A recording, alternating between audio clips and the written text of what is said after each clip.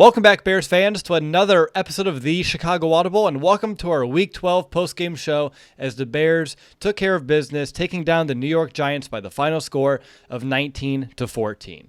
I'm your host, Will DeWitt. Here with me is my co-host, Mr. Nicholas Moreano. Nick, I want to know, how are you feeling? I know it's a Bears win against the Giants, but still feels pretty good that we get to talk about a victory today, right?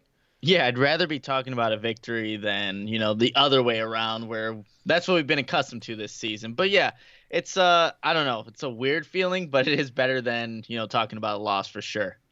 Absolutely. Now, before we dive into the show, I do remind people that we are going to that Bears-Chiefs game here in Week 16, Section 117, Row 12. We have one spare ticket, and we want to go ahead and give that ticket to you. So if you'd like to join us at that Bears game again against the Chiefs, Week 16, Row 12, we do have a raffle going on at chicagoaudible.com/raffle. Tickets are $5 each. We'd love for you to join in the fun.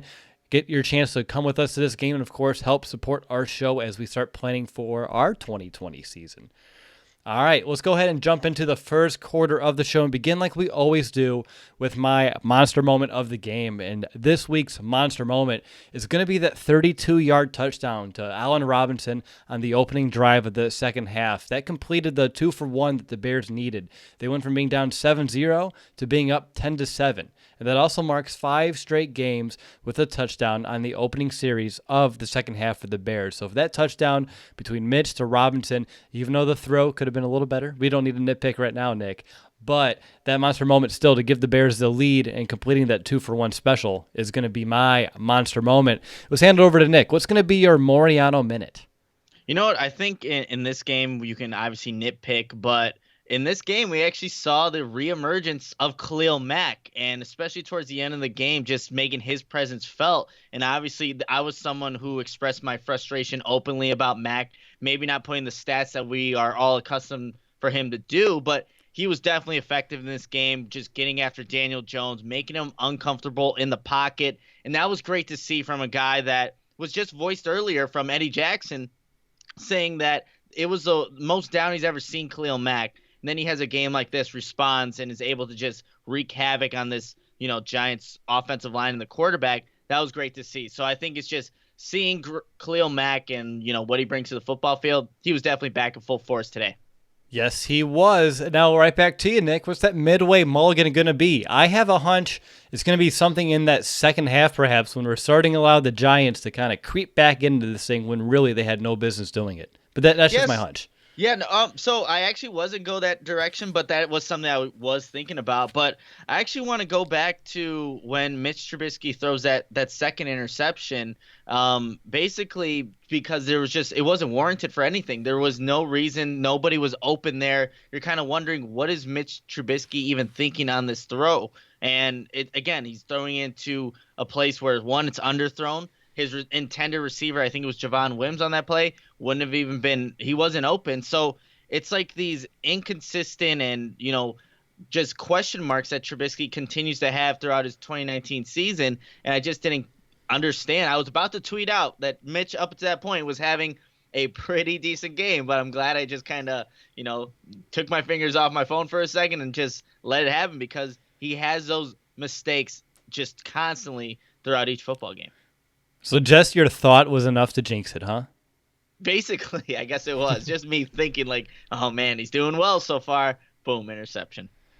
So for me, this week's stat of the game, I'm going to give it to the Bears' third down defense. We know they're one of the better units in the NFL in that regard. They're in the top 10, but they only held the Giants to 1 of 12 on third down, which, again, only allowing 1 third down conversion on defense is a great way to stay in any ball game. So for me, the 1 for 12 on third down was a great sign, because anytime New York got it into any third situation, third long, third short, didn't matter. I knew that more than likely the Bears were going to be, turning that ball over, and the offense will be coming back on the field. So the Bears' third down defense stepped up in a big way.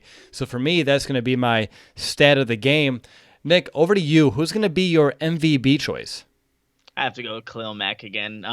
He really impacted this game at the level that we're used to seeing for Khalil Mack. And there was this one play where he doesn't even go against the right tackle. It's like a stun inside, and the poor right guard just gets bulldozed over by Khalil Mack, and he forces Daniel Jones to throw the ball a little earlier than he would have liked to. So, you see these impactful plays. You see what he can cause to an opposing offense, how you got to change your game plan, get these quick passes, into your game plan, because he more times than not will just wreck any given play. And so I have to give the MVP to Khalil Mack there.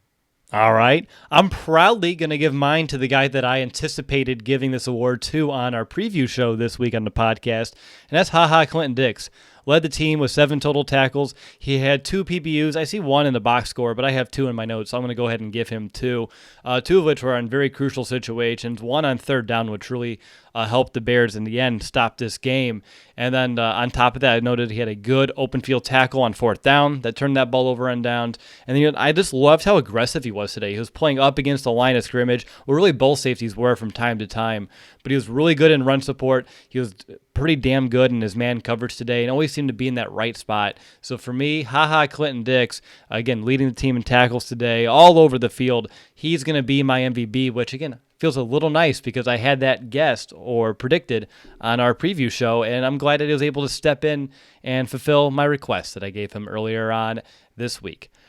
All right, well, that's going to do it for the first quarter of our show. We have plenty more to get to here. Up next, we're going to talk about that Chicago Bears offense that was able to move the ball, thankfully, against this Giants defense. But before we talk about them, we do need to call a quick timeout to tell you a little bit about our show sponsor, SeatGeek. Do you ever feel like ticketing websites make getting to the event difficult on purpose? It's as if they're so big they can just get away with not caring about the customer experience. With millions of live event tickets and a price match guarantee, SeatGeek proves there is a better way. They built the fastest way to find tickets so you can stop searching for the perfect seat and start enjoying it. So why is SeatGeek better than the rest? Well, simply put, it's a better process. They pull together millions of tickets from all over the web, rate each deal on a scale of 1 to 10, and finally, SeatGeek displays them on an interactive seat map. SeatGeek breaks down the details. The green dots are the good deals, and the red dots are simply overpriced. And every purchase is fully guaranteed, so you can shop for tickets with confidence. I have the SeatGeek app on my phone, by far the quickest and easiest way that I've been able to shop for tickets. I know that I was actually looking at tickets, not Bears related, but the IU basketball game here on Monday night. I'm going to use SeatGeek to find those tickets. I used the app in a few clicks, was able to purchase my seats and getting the best deal possible. And of course, SeatGeek will even give you $10 off your first purchase, and all you need to do is use our promo code.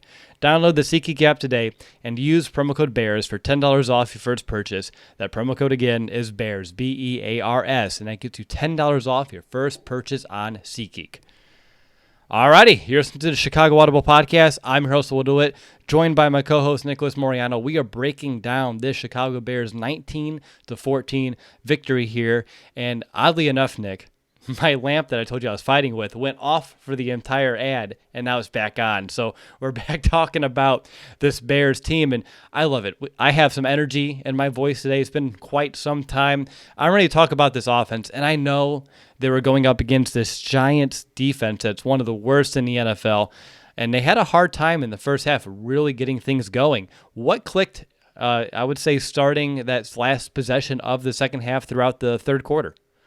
I think it was just a culmination of different things, but I think it's what they did at the kind of the end of the first half, just going with that hurry up, getting more things, just getting more receivers involved. You saw Anthony Miller being targeted a lot. Then you come out of halftime and you see these big chunk plays. I think there was also a favorable penalty that kept that drive alive for the Bears to eventually score that touchdown to Allen Robinson there. But it's just the Bears have actually, which is kind of weird, been a good team in terms of starting out the second half on offense. They usually go and get these touchdowns. I think this made the 5th or 6th game in a row where they've been able to start off on a good note. So it's just adjustments that they're making really at halftime. What Matt Nagy's seeing, who he wants to, target. I know number 25 for the Giants was someone they heavily targeted right before halftime. Anthony Miller, I think, had 4 catches on that drive. But, yeah, it's just identifying what exactly are the Giants' weaknesses, exploiting them, and then actually having some big plays, which you kind of saw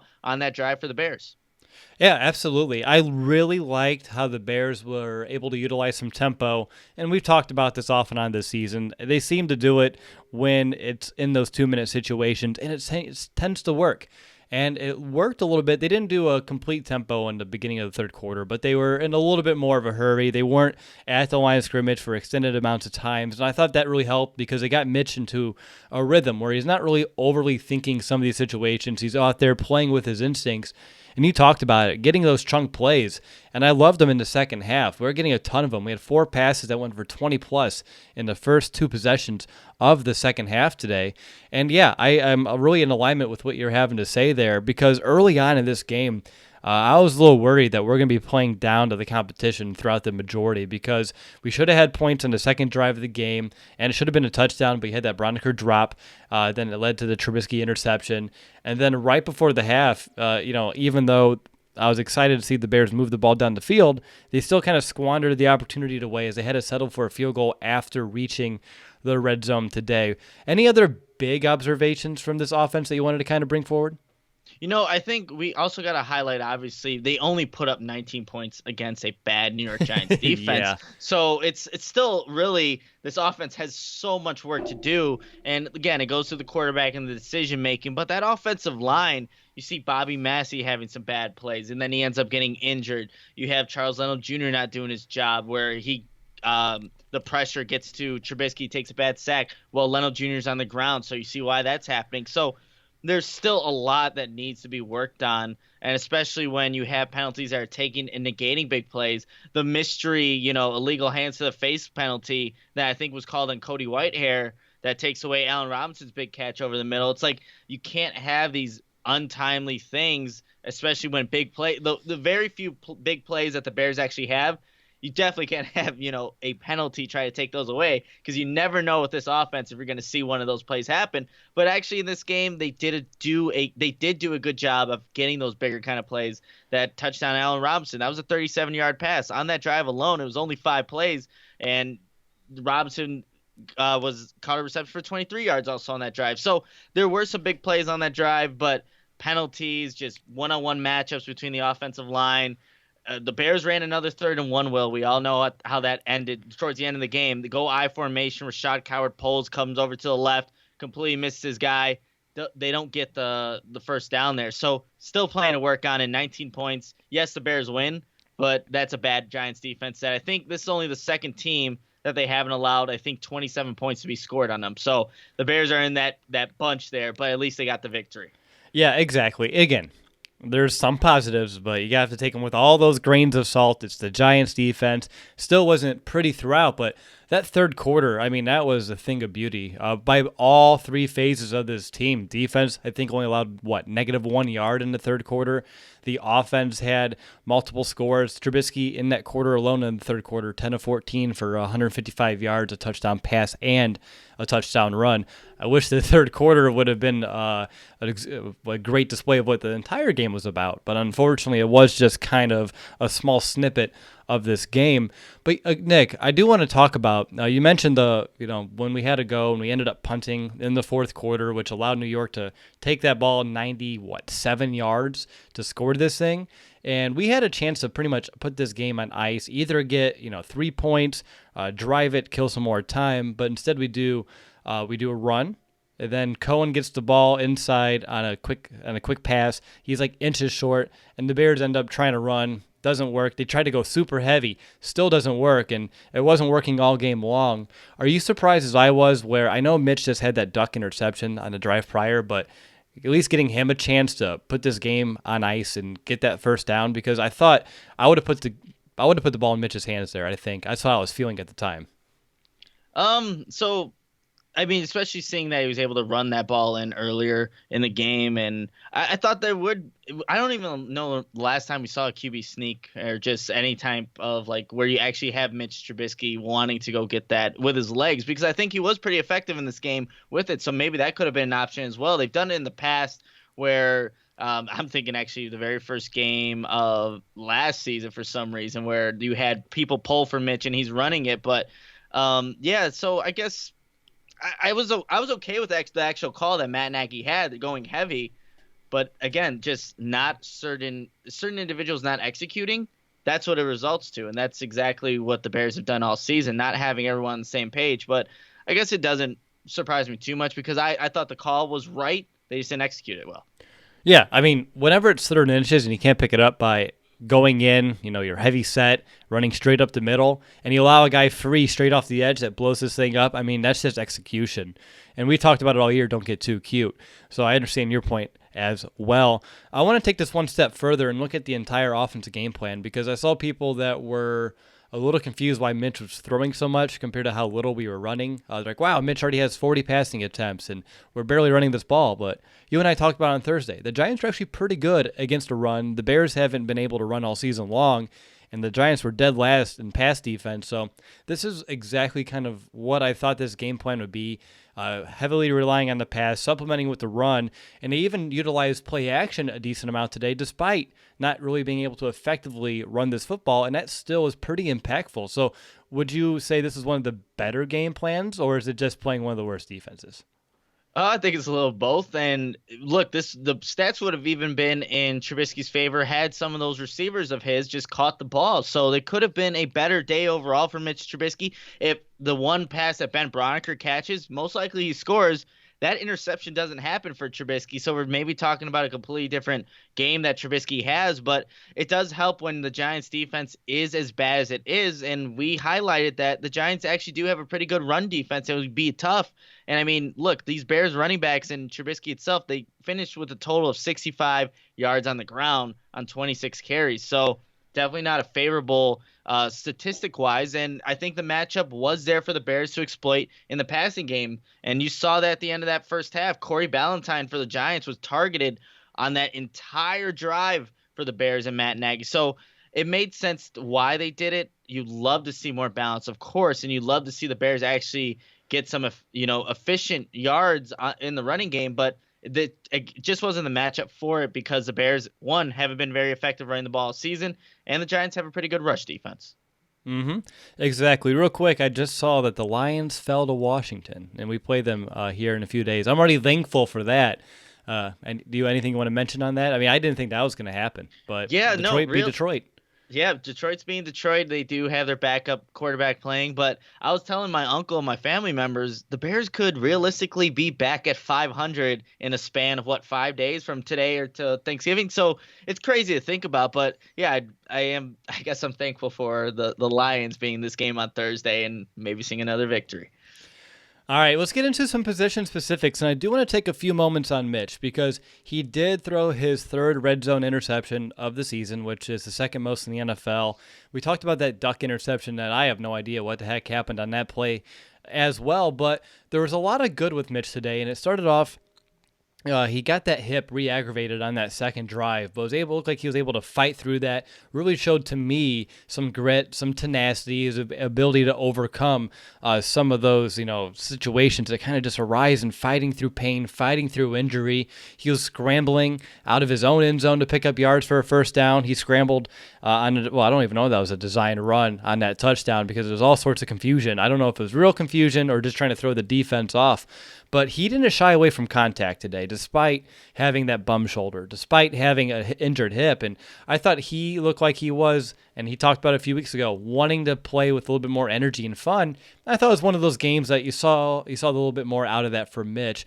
But a couple ups, a couple of downs, but 278 yards. He had the 2 touchdowns, 1 on the air, 1 on the ground, the 2 interceptions. Not the best day for a rating at 68.9, but I think this is a day where he played a little bit better than the rating indicated, right? Yeah, I would say so. But also, I think that's just who Trubisky is. You see the ups, you see the downs, you see the athletic ability, you see the accurate throws, then you see the miscues, the off-target passes, the questionable decisions. And like I said, I mean, I think you come away – I don't know what you come away from this game thinking of Trubisky, what your, I guess, perception of him is, because it's just more inconsistency. You saw both sides of it, I think, equally in this game. And I just don't, for me, I can't even assess what I'm actually feeling about Trubisky. I'm like level playing field with how he played because he had those high points where right after that injury, I wanted to see especially how he's throwing the ball, but he gets tackled. And I have in my notes that he throws a nice, good, strong, accurate pass to Allen Robinson. And then there was a lot of good things that you saw at the line of scrimmage from him where the hard count, something that won't show up on the, stat sheet, just drawing, the defense off sides. That's obviously something that quarterbacks can use to their advantage, but the hurry up really helped him and showed the accuracy that he can throw on the run.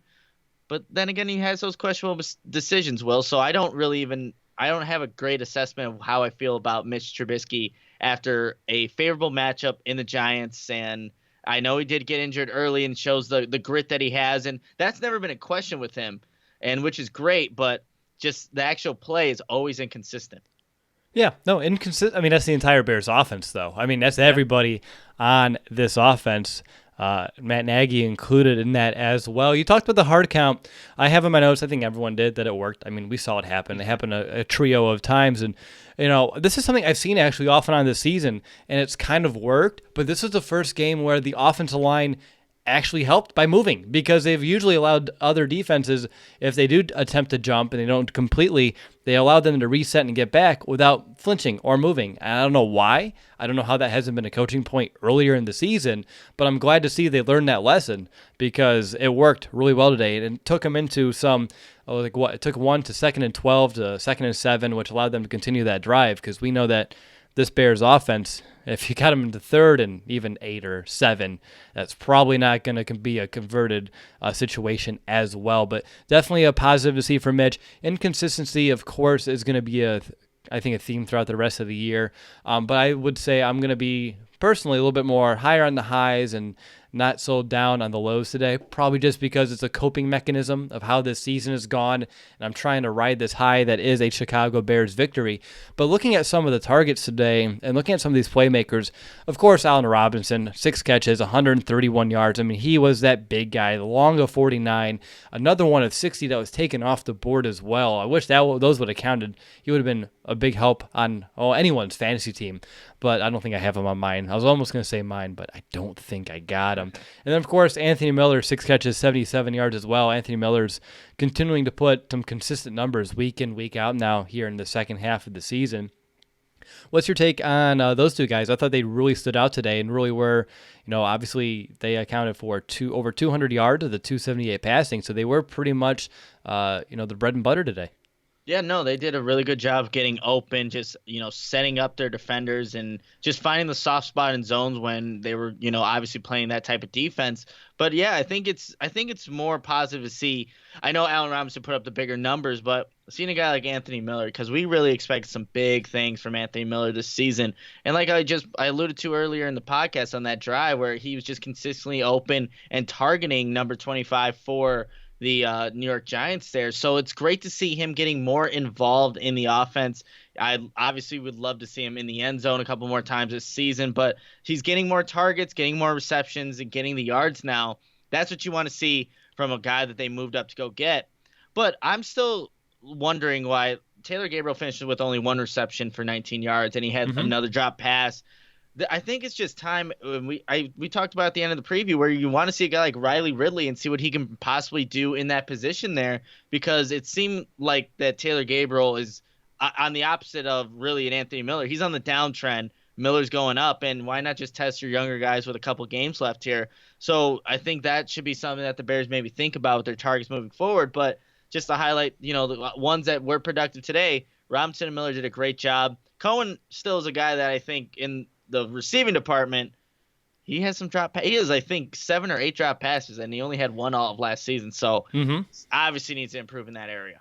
That and the one third down second down I was telling you about when he wasn't able to convert on that, he was a little bit short. He didn't even extend for it. He just kind of fell down, and I know he's short, but I mean, even if he could extend a little bit, that would have been a first down and could have changed how the second half, this fourth quarter, kind of played out here for the Bears. But looking at the tight ends today, not a lot. Ben Braunecker, 2 catches, 9 yards. Horsted, 1 catch for 4 yards. Obviously, without Burton, I'm not even going to say without Shaheen because he never counted in the first place. We're still looking for any sort of production today.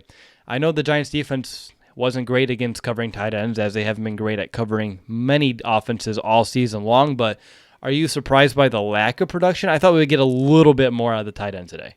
I mean, Ben Braunecker could have definitely helped his stats had he caught that ball right over the middle. That would have been a touchdown. But I liked what I saw from how I guess they were using him, because they on that play that he dropped, perfectly executed, by Matt Nagy in terms of the scheme. He had him as a fullback in the backfield, kind of going over the middle field, working on linebacker, wide open. That's what you got to do. Be creative. That's what he was brought to Chicago to do, to bring an offense with him. Hasn't really shown this season, obviously, but yeah, I think obviously Ben Broniker, he took a really big hit actually the play before that. He did. And he over the middle, and I don't know, obviously speculation here, but I don't know if that affected him on that catch or that drop over the middle. So yeah, you just want to make sure that you look the ball into your hands, and then you can go moving forward for a touchdown. But yeah, Horstad, I didn't really expect much for him to do in his first game being active, but having just a reception and Broniker on the stat sheet, maybe you'll see more of that moving forward, especially because the two starters are officially out for the season. Well, actually, Shaheen is still, I guess, there, but he's been a healthy scratch or dealing with whatever that foot injury is now for some time. He can continue to deal with that. I'm ready to look at some of these guys in some more extended looks. Again, this was just the first game for Horsted, and who knows, maybe he can carve out a small role as this second half of the season kind of comes to a close, and we'll see what he can do, because he was really a big standout there in the preseason, and you never know. We've seen it. I mean, Ben Broniker years ago, this is kind of how he got started as well and can stick around. But yeah, you talked about that big hit. I think it did affect him. Again, we don't know. We're not on the field, but he took the hit, and then even in the huddle, they're showing him, and he's like kind of like not hyperventilating, but like rocking back and forth a little bit. And then, I mean, he was open. The guy fell down, didn't haul it in, but it's unfortunate to say the least. Javon Wims, real quick. He did have 2 targets today, maybe 1. I don't know if you count that interception ball as a target, just how far away it was from him, but I want to get him a little bit more involved too. I really do. And it seemed like, and the announcers pointed this out, and I had it in my notes too, but it seemed like whenever he was in the game, the Bears were running the football a little bit more, and he was actually doing a pretty decent job in run blocking. And I know we've had a lot of people in our chat, a lot of people commenting on the podcast a long time ago saying, why not beef him up and make him more like a tight end? And then I saw this today. I'm like, no, he's a wide receiver, but I can see why people can envision that out of him today. But anything you want to mention on him? Again, there wasn't anything to talk about. I was happy to see that his snap count is continuing to increase, but still not really scheming anything up for him. Yeah, and so I think it's also, look, he's getting more snaps, which is great, but you can't make it so obvious. And I think Matt Nagy's done a bad job on his part, where usually when there's 3 wide receivers on one side and then the running back is also on that same side, it's like a handoff going the other way. Well, that's just a telltale sign for a defense. If Javon Wims is out there, hey, it's most likely a run play. But I think it is, on the uptrend, he's out there. But don't make it to where it's only where he's going to be possibly a run blocker. We know what he can do. So we saw it firsthand in that Cannon game, the preseason Hall of Fame game. Just a couple years ago. But yeah, I think you need to get him more involved. That's what you need to do and evaluate some of this younger talent for the 5 games that are remaining this season.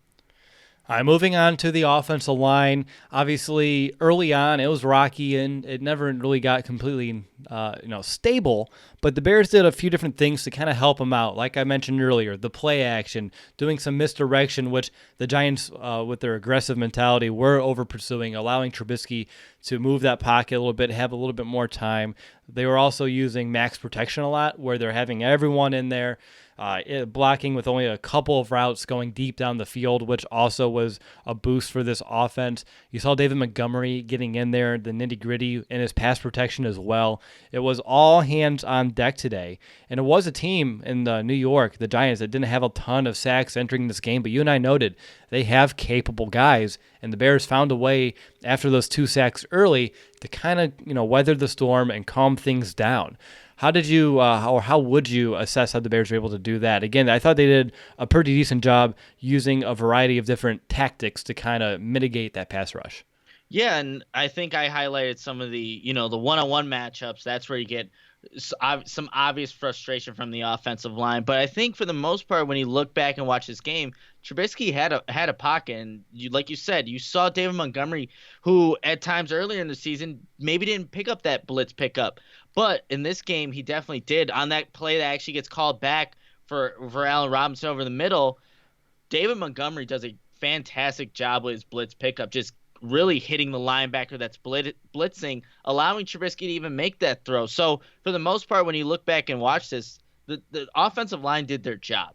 And there are a couple little one-on-one matchups, and obviously Rashad Coward not being able to pull on that 3rd and 1. You see those, and you think maybe the offensive line overall just had a terrible day. That's not the case. Yes, you'd like to see him do let's be honest, a lot better in the running portion, just creating lanes for the running backs.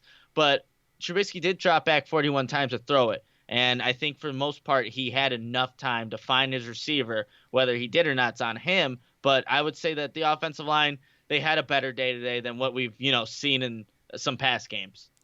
Now, we talked about it with some of the receivers. How close are you getting with the offensive line starting to do the same thing where you're getting some of these young guys some playing time? Because I can see where maybe you move up an Alex Bars and sit someone else on this team. Because, again, they're not a great unit this year. And Alex Bars is someone who I think has tremendous potential. And if the Bears give him some playing time now, that could help him down the stretch. Would you do that, or given Bars's injury history, you'd rather keep him healthy longer and kind of sit in the wings a little bit? I can see both sides.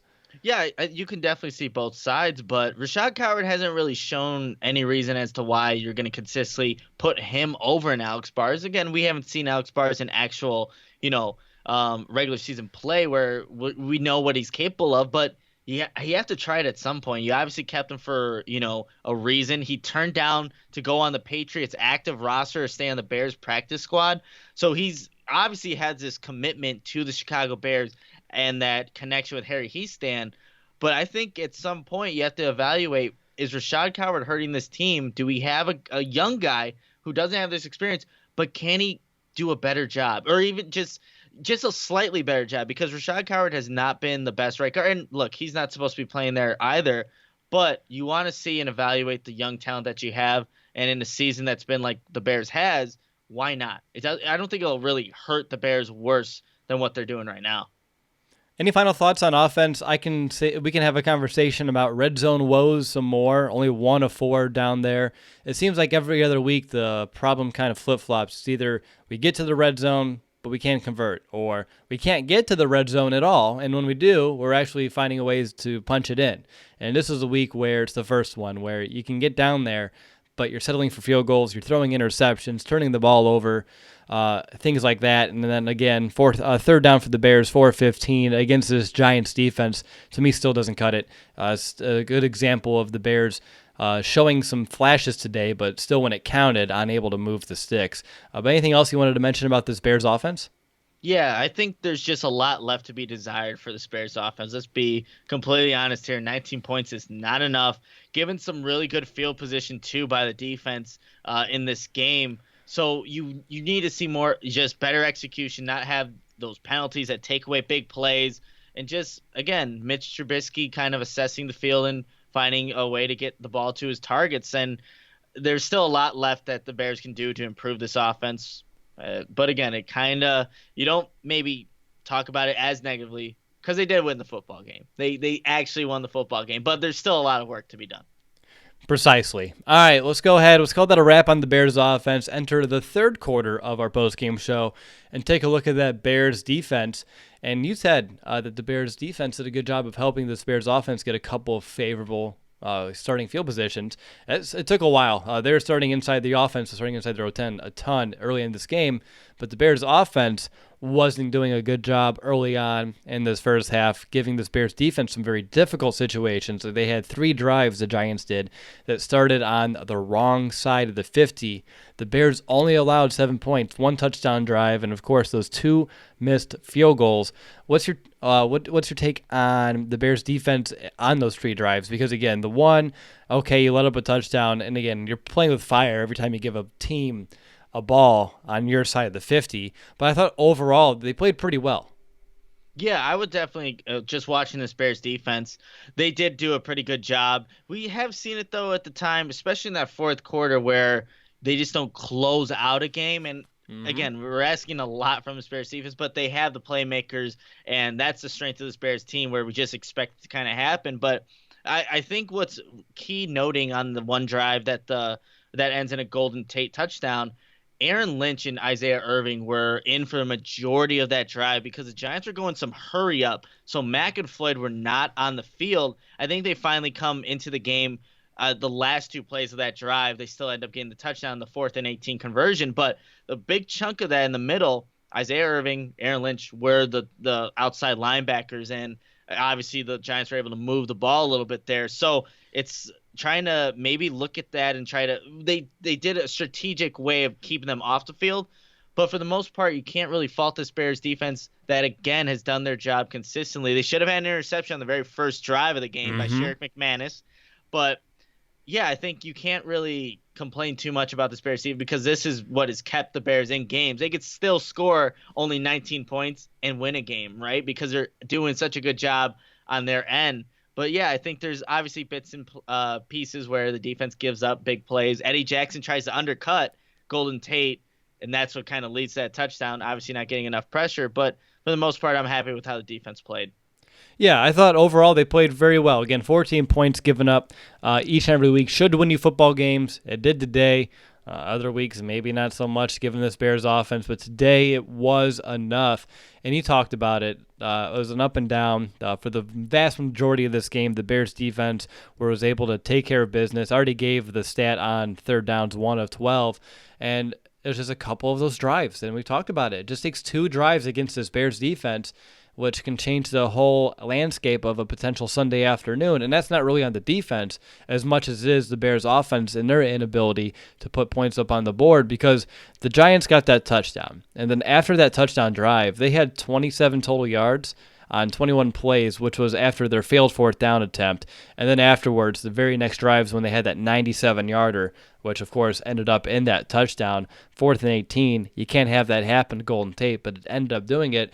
But let's focus on what went right, because we can poke and prod at the 2 drives that went wrong, and I think you already hit on exactly what the problems were. But what was going right? Why were the Bears able to stop New York's offense? And it could be as simple as the Bears have a damn good defense, and New York's offense has been pretty, bad, just like the Bears have been all season long as well. Yeah, and I think a big focal point for this Bears defense is not allowing Saquon Barkley to go off, and they did a really good job just containing him. 17 carries for 59 yards, and you see guys like Eddie Goldman and Bilal Nichols really having a big impact in this one. Just one, their gap integrity, but there's a play that Eddie Goldman makes where he has to really stack and shed the blocker and then stretch out to just tackle Saquon Barkley. That's why it's so difficult for opposing teams to, just be successful or gain positive yards on this Bears defense. And that's without Nakeem Hicks at times.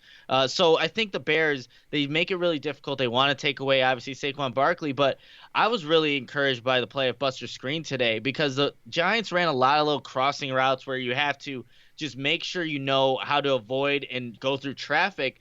That's what he did a really good job of today. And then you saw the corners playing pretty aggressive in this one, playing closer to the line of scrimmage to help with the Saquon Barkley, for him to get yards. So it was a lot of different things that Chuck Pagano did in this game to allow the Bears defense to be successful. It also helps when Khalil Mack is able to play like the Mack that we all have been accustomed to seeing. So, yeah, a bunch of good things that were happening. And you pointed out in the preview podcast and this one, Clinton-Dix had a really good game today, really encouraged with his play. And when you have all those different things coming together, you're going to have a pretty good defensive effort against any, offensive opponent. Let's keep hopping on what Will said right in the preview show so I can just keep pumping myself up here. Because I also we're talking about Daniel Jones. I wanted Pagano to get more creative with his pass rush this week, because we haven't seen it in the last month. He's just been very, rushing with the same 4 guys. It's not working. Everyone else is dropping back in coverage. And I said, Daniel Jones, let's confuse him. Let's bring in pressure from a bunch of different areas, move around Khalil Mack, bring in a Buster Screen and Eddie Jackson. We saw all of that work today. We even got that Khalil Mack strip sack, which is that big fumble play. And I mentioned, watch out for Daniel Jones. If you can get close, he tends to cough up that football like it's the other teams. Like, oh, sorry, take it. And I'm glad to see that Chuck Pagano listens to the show. He must have called in Vic Fangio and was like, hey, what were you doing? And he's like, oh, this podcast. No, not at all. But I'm just very excited when I'm reflecting on this game, seeing some of those exotic looks. Again, Buster Screen crashing down off the nickel. Eddie Jackson was doing it early in this game as well, and it really helped against the pass because you got Daniel Jones off his mark right out of the gate, and then also against the run because Saquon Barkley isn't the same guy who he was a year ago just due to that ankle injury. So you were able to get some more guys downhill in a hurry and do some gang tackling, and that really helped out because a couple of years ago, you're asking for trouble if you don't have anyone deep with Saquon Barkley because he can make a few guys miss and off to the races. But it's just not the same this season. So everyone's playing much closer, much tighter near and around the line of scrimmage. And I thought you said it well, too, with the defensive line. They're doing their job as well. And Roy Robertson Harris, there was actually a play early in the game where he dropped back in coverage, and that was the Sherrick McManus almost interception. A look I haven't seen all year, and he ended up happening it. Anything else on the Bears' defensive line that you wanted to mention? Defensive line, I think they did a really good job of controlling this game at the line of scrimmage. And again, allowing the linebackers where I want to move this discussion because a guy like Nick Kwiatkowski, obviously we know him as the run stuffer, someone who's going to play faster, better when he goes down, just making tackles. But he had a really key pass breakup and, pass coverage. And that is something in his game where it's not as strong. But Nick Kwiatkowski continuing to do things like that to show that he is a capable starter in this league. And obviously big shoes to fill with Danny Trevathan out. But he is a capable guy and someone that I just more and more confident in the way that Nick Kwiatkowski is playing. So, again, another great game for him. And he's just kind of stacking these up now, which is encouraging for the Bears defense because he is someone that they have had to count on, obviously, this season and in years past. But, yeah, so linebackers, again, had a good game. Roquan Smith is flying over the field ever since, obviously last week he had a really good game, but he's stacking them up. This is the season that I really envisioned for Roquan to have, but now it's kind of finally happening, so which is great to see for the Bears defense. It is. It was a game where Roquan didn't have a bunch of tackles. I think it was 3 or 4? But it wasn't like so it wasn't like he was, all over the field in terms of making tackles, but he was impacting the game in a variety of ways, and that's what I like to see out of him. He doesn't always have to be the leading tackler to make it, his play stand out. And you said it as well, Kwiatkowski, he's really good against the run. His coverage has been, definitely on the upswing compared to what we've seen a couple of years ago. So I definitely agree. Those inside linebackers was a big reason why, flowing downhill, sideline to sideline, really helping the rest of his defense just kind of flow. Speaking of flow, Leonard Floyd, what's your take on him? I thought he had a quiet-ish game, and then the one last play, he was able to get some decent pressure on Jones, which helped, but still someone who we need more from. Yeah, absolutely, because I think opposite of, Khalil Mack, you need to be able to win those one-on-one matchups you're going to get in any single game, but he doesn't really do that, and it wasn't until very late in the game where he's actually able to cause some pressure.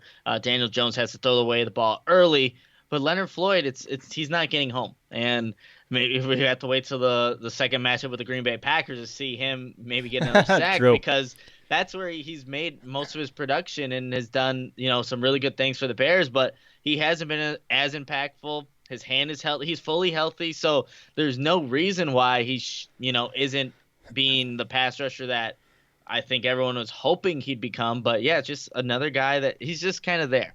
I know he's good at containing the edge and doing things like that, but when you move up to go get a guy like Leonard Floyd and he's finally healthy, and when you have an Akeem Hicks who's out and Danny Trevathan, guys have to step up. He hasn't really done that this season, so I'm still waiting to see more from Leonard Floyd. Yeah. I think you, me, everyone listening all feels the same way when it comes to flow. Let's look at the secondary because Prince Amukamara, I think he was the Achilles heel today. I know he went down for just a moment with a cramp or whatever that minor injury was. He was only out for one play. Besides that, though, he was primarily the guy that they picked on in this game. He was our Valentine. To put it out there. That's pretty much what it was. Kyle Fuller, he had that penalty in the end zone, which, of course, gave the Giants a couple more chances to get that touchdown. He also almost had an interception as well, but overall his coverage today was pretty solid. He was also getting aggressive against the run and getting in there as well today. Buster Screen coming in on the blitz. Other than that, he had a decent game. Wasn't his best game, but a decent game from Buster Screen. I talked about Ha and Eddie Jackson too, getting in there, tackles for losses coming off blitzes. He had that one really piss poor, I think is that what you called it, Nick, on Twitter, a piss poor tackle attempt? I did. He looked like he was going for the ball, but it really didn't even look like that. It was just a piss poor tackling effort by Eddie Jackson. Yeah, so it's funny. You mentioned Ballantyne. I have the stats right in front of me. He led the Giants with total tackles. That's never a good sign for any cornerback because that means, one, you're being heavily targeted, and whoever you're guarding is getting that football, and then you're making the tackle. So funny that you mentioned Ballantyne. But, yeah, I think the secondary had a pretty good day today, and it was really Prince who was being the Bears' Ballantyne. But it wasn't big plays. And, again, there was the end zone. That shouldn't have happened with the Golden Tate touchdown. There's three guys there. I don't know what Buster Screen's actually doing. He's like the underneath defender. He's kind of leaning towards the right, drifting away from the receiver. But Eddie Jackson, he wants to get that first interception. You can see it. You really can, because on that play, he undercuts Tate, and he's able to go past him, be the deepest guy, and he hauls in that touchdown pass. So secondary has to make sure that doesn't get, something reoccurs like that later in the season, especially with Detroit's receivers coming in or the Bears going to Detroit next Thursday. Can't allow that to happen. But yeah, for the most part, the secondary played aggressive. You see Sherrick McManus almost getting an interception. Kyle Fuller, had not been, the offensive pass interference, he would have had a pick as well. So yeah, very aggressive. And we've seen it all season from these guys in the secondary. You want to see more interceptions, obviously, but they had a good day. Yeah, it's actually funny. So we had an issue with spacing on defense in the end zone, which allowed them to get a touchdown. And then we also had the same issue on offense where we had two guys too close to one another that led to an interception in the end zone. It's interesting how that kind of is a mirror image of one another. But yeah, overall, this Bears defense, again, I don't know how deep we need to go into it because just how bad New York's offense is. But for the most part of this game, the Bears did what they needed to do. They allowed one 40-yard touchdown drive in the first half, and then that one 97-yarder where they used the tempo. The Bears were going into more prevent mode a little bit, and not just on defense, but the whole team just felt like, okay, let's just hold this lead, which, again, they got a little bit too, I would say, comfortable, and they should have been a little bit more aggressive down the stretch. But when it mattered, when the Giants got that ball again, the Bears defense, turned on the light bulb, things switched, and even though the Giants marched down, most of the way after the 2-minute warning, they pretty much shut that thing down. Anything else you want to mention about the Bears defense today, Nick? Again, only allowing 243 total yards, 14 points. Can't really ask for much more. No, you can. And the Bears obviously have a great unit back there. Keeps them in every single game. Usually you can count on that defense to keep you at least in the game. Yeah, and they're starting to create some turnovers in the past two games. So hopefully that's just a trend that continues for this Bears defense, because I think obviously the playoffs are out of the question, but you want to see at least this side of the ball stay dominant, and they have for the most part this season. And just add those turnovers there, just limit the times where you're allowing teams to come back. That's still something that you can build upon and want to be a part of in Chicago when they're thinking about possible free agents. You want to be a part of that defense. So yeah, just want to continue seeing them play the level of football that they've been really playing all season. I just wanted to point out that it seems like they really have taken a liking to Chuck Pagano. They seem to have a lot of fun with him on the sidelines, and Pagano is very much to congratulate anyone for making a great play. He's running out there on the field and brings that energy, and it's a little bit different than the kind of a person that Vic Fangio is. And of course, Fangio is always up in that box. And it seems like they're really connecting with their defensive coordinator here on the sideline, cheering him on, coaching him on right there as well. Just something I've been noticing in the small glimpses that you kind of get from the broadcast angle. But that's a pretty cool sight to see as well. But let's go ahead and move on to the fourth and final quarter of the show. And let's begin with Bears special teams today. Nick, where do we begin? It started at the very first play of the game with Eddie Pinheiro kicking the ball out of bounds. Like, how do you – I don't know. It's crazy that he continues to have these struggles. And, again, with all the problems that have happened in the past for the Bears, you just wish that someone would come up and be the actual – savior for their problems, but that it clearly isn't the case. He also missed the extra point. It was a 40 something yard extra point, misses that. yeah, Eddie Piñeiro's still having his struggles, but I'm not a fan. And I know right now Tariq Cohen, I think, is the front runner for the special teams, whatever specialist in the Pro Bowl. But I think his decisions at times when he's taking or about to fair catch a punt or not fair catching the punt in general, that has been so consistent this season with Tariq Cohen making these bad decisions back there. I'm not a fan. I'm still wanting someone It's been else. every season with Tariq. Let's be Yeah, honest. it has. And I'm still waiting for somebody else to take that from him because I don't think he is as deserving as the Bears have made it seem. Like, you're the punt returner, do something. But he usually goes east to west instead of north to south. So I'm not a fan of him doing what he does at the That's a problem on offense too. If you want to have a Tariq Yeah. Cohen conversation, we can True. have a Tariq Cohen conversation. He has all the. I understand why they have him as a punt returner. He has all the speed in the world, but his wherewithal, his football IQ in those situations continues to baffle us. And he's a professional football player. He should know this more than we do, and I don't know if that's the case. He only tends to fair catch these things if they're inside the 10-yard line. Anything further away, he's going to run away from if there's anyone within a reasonable amount of yardage from him. But yeah, Nick, I'm in the same boat as you when it comes to Cohen. I don't know why you don't give Cordero Patterson a potential chance there. He's one of the best kick returners in the game. I know it's a different animal, punt returning, but I still think he could have, the intangibles that really could lead to some success there. And I mean, he's a hell of a gunner, though, isn't he? Like, there's a couple of plays today where you're like, oh my God, you're like, it's absurd what he can do. He goes down there, he catches a punt, which this isn't the first time we've seen this. Like, our gunner is catching our own punts, which is, I've never seen it before this season, ever.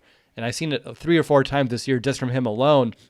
And then that awesome play that he got when the ball's just about to cross the plane to knock that thing back to give the Giants another super long field.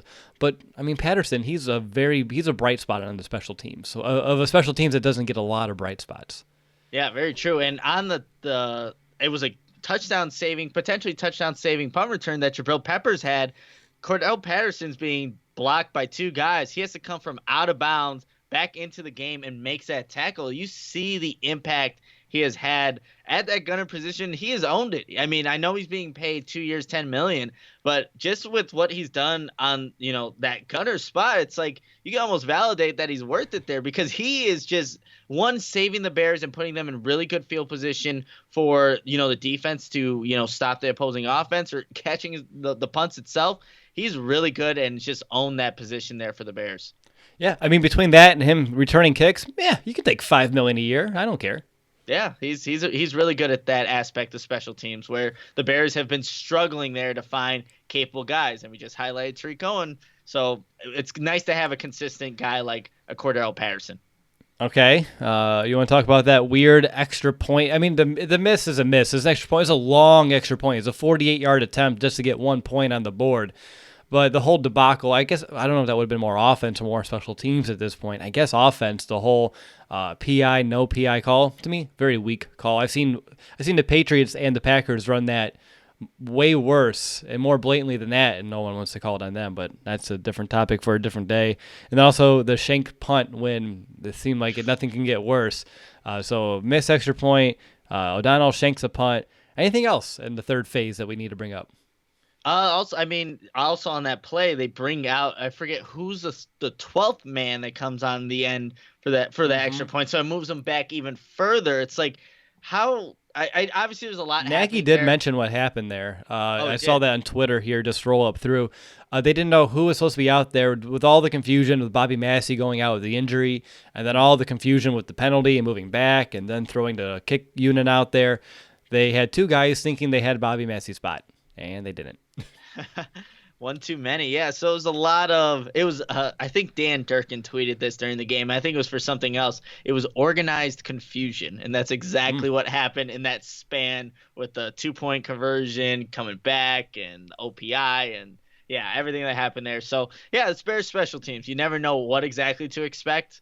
Usually it's not good, and that's just usually that's another prime example of not a good special teams play. All right, Nick. I think with that, we can go ahead and jump into our 2-minute warning. And this is where we kind of wrap up our thoughts in this game and put them in a season-long perspective. So over to you. What's going to be your Week 12 2-minute warning? Yeah, so the Bears are now 5-6, and we talked about it earlier in this podcast. Come Thursday, they could be back at a 500 team. Not mean that they're going to make a run or go to the playoffs or anything, but you still want to see the fight that this team has. Show that they can make some of these negatives that they had in this game against the Giants and turn them into positive. Find the solution to some of those penalties, to maybe some of those missed throws, or why you're undercutting a defender when you have nobody's deep on defense. So some of these things that have been plaguing the Bears, see if they can fix them in a short turnaround against a division opponent in the Detroit Lions on Thanksgiving. But I think what we want to see is just players continue to develop, show what they can bring to the 2020 season, because that's how I think everybody should be looking now with 5 games left. Who are going to be the players that are part of the future, as opposed to some of the guys you need to get rid of now, or personnel. But the Bears did get a much-needed victory against a bad opponent, so take it for what you want, but it is a victory. You don't, at any given time, I mean, you see the Jets blow out the Raiders today, which is crazy. Exactly. So it's like, it's like you talk about a team being good, and then you play yourself out of being good. The Bears are a bad team right now, but let's see if they can stack up a few wins here. You have Detroit, Dallas, Green Bay, Kansas City, Minnesota, but I think it's all about developing the young talent, evaluating and seeing who's a part of the future for 2020 and going from there, because right now the Bears are 5-6, realistically out of the playoffs. So let's look out for those kind of things to happen over the next couple of weeks. Yeah, you said it right. It's a win against a very bad opponent, but hey, it's still a win. And it's one where heading into this afternoon, heading into this game, I was like, okay, Bears lose to the Giants. Wow, that's going to be a tough post-game show. Bears beat the Giants. All right, I mean, you beat a bad team, but at least we can talk about a victory. And I think I was actually more excited after it really happened than I even thought I would be. And I think that's just the Bears fan in me coming out just a little bit.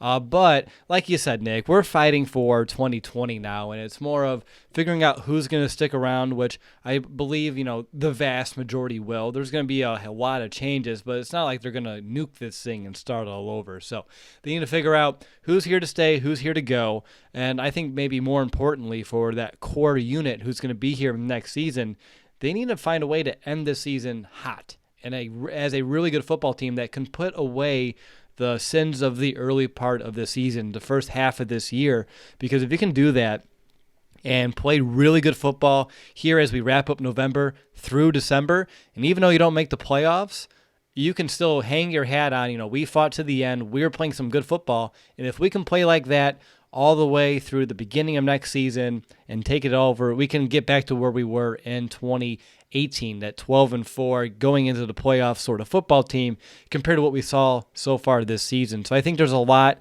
riding on not just this season, but next season as well in terms of confidence and this locker room confidence and this coaching staff, the direction of where this team's going, making sure that 2019 was just a blip. It was a mishap. It was a mistake, but they can all collectively learn from it, be better from it, and then make 2020 a much more successful season. So that's where I'm hoping for. Again, we have a very short week. We have the Lions coming up here on Thanksgiving.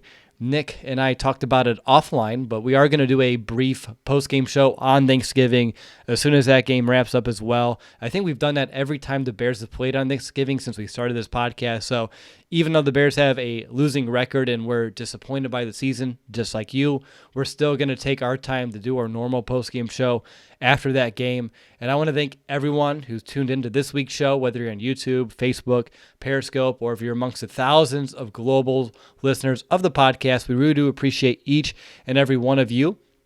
I noticed that we are a couple reviews away from 450 on Apple Podcasts.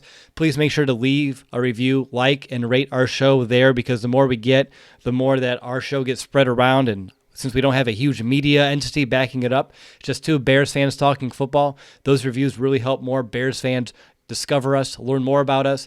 And again, Speaking of you, we want you to join us at this Bears-Chiefs game here in Week 16, Sunday Night Football, 12th row from the field. We have one spare ticket. We want you to join us. Head over to chicagoaudible.com/raffle to pick up your ticket. We really want you to join us. And again, every raffle ticket we sell does help us with our show costs in 2020 and beyond. We'll be back in, I think, just a couple of days. We have a very short week to kind of work through here as we prepare for the Detroit Lions round 2 on Thanksgiving. But until then, enjoy your Victory Monday. And, of course, bear down, Chicago.